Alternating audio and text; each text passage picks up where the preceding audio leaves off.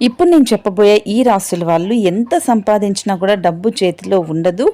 జాగ్రత్తగా ఉండండి. లేదు అంటే ఎంత కోట్లు సంపాదించినా అప్పుల పాలవుతారు. ఆ రాశులేంటో చూద్దాం. కేరళ భగవతి ప్రత్యంగిరాదేవి జ్యోతిష్యాలయం దేవీ ఆరాధకులు కామాక్షి ప్రసాద్ గారు. కుటుంబంలో సమస్యలు, వ్యాపారంలో నష్టాలు, మనసులో ఒత్తిడి, ఆకస్మిక నష్టాలు, పనులు మొదలై ఆగిపోవడం, అకస్మాత్తుగా విడిపోయిన బంధాలు, బ్లాక్ మ్యాజిక్, దృష్టిదోషం ఇంకా ఎన్నో సమస్యలకు జాతకాన్ని పరిశీలించి కేరళ తాంత్రిక రక్షా సాధనతో మీ మూల సమస్యను గుర్తించి సంపూర్ణ పరిష్కారం చేయగలరు. స్త్రీ పురుష వశీకరణం ప్రాచీన మంత్ర పద్ధతితో 72 గంటల్లో ఫలితాలు. అన్ని ప్రయత్నాలు చేసి విసిగిపోయారా? అయితే చివరి ప్రయత్నంగా దీర్ఘ అనుభవం కలిగిన దేవీ ఆరాధకులు కామాక్షి ప్రసాద్ గారు మీ సమస్యలకు తాంత్రిక సాధన, దైవశక్తి, జ్యోతిష్య పరిజ్ఞాన కలయికతో సంపూర్ణ పరిష్కారం చేయగలరు. సెల్ 9849597575.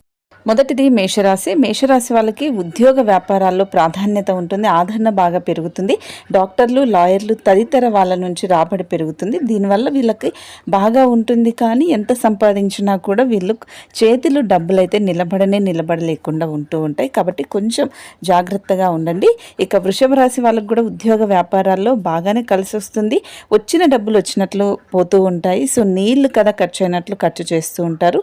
దానివల్ల వీళ్ళు కొన్ని చేసే వాస్తు నియమాలు, వాస్తు తప్పులు కావచ్చు. లేదు అంటే ఉంది కదా డబ్బు అని ఖర్చు పెట్టడం కావచ్చు. కాబట్టి జాగ్రత్తగా ఉండండి. ఇక మిథున రాశి వాళ్ళకు కూడా కొద్దిగా శ్రమించినా కూడా వీళ్ళకి ఎక్కువ లాభాలు వస్తాయి. వీళ్ళకి ఎప్పుడూ కూడా చేతిలో డబ్బులు ఉండాలి అని కోరుకుంటూ ఉంటారు. అలా ఉన్న డబ్బుల్ని పొదుపు చేసుకోకుండా ఫ్రెండ్స్ అని, లేదంటే బంధువులని, ఇలా పార్టీలని ఖర్చు ఎక్కువ పెడుతూ ఉంటారు. దానివల్ల వీళ్ళ దగ్గర ఉన్న డబ్బులంతా కూడా నెల ఆఖరి అయ్యేసరికి, మళ్ళీ జీతం వచ్చేసరికి మొత్తం ఖాళీ అయిపోతుంది. మరి ఈ రాశుల్లో మీ రాశి ఉంటే ఖచ్చితంగా కామెంట్ చేయండి. మరి మీకు ఎలా అనిపిస్తుంది? నిజమేనా కాదా అనేది కూడా ఖచ్చితంగా కామెంట్ చేయండి.